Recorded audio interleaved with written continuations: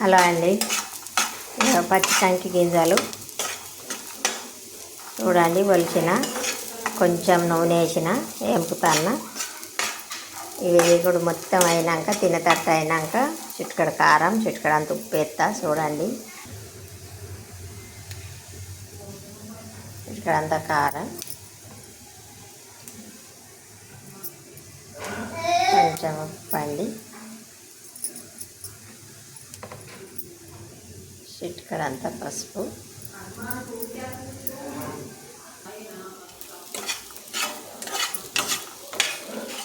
వేసి బాగా కలిపి బంద్ చేసుకొని తింటే బాగా టేస్ట్ ఉంటుందండి. ఎప్పుడన్నా కంకులు దొరికితే మీరు కూడా ట్రై చేయండి. పచ్చి కంకులు కాల్చిన దానికంటే ఇట్లా వేసుకొని తింటే బాగా టేస్ట్ ఉంటాయి.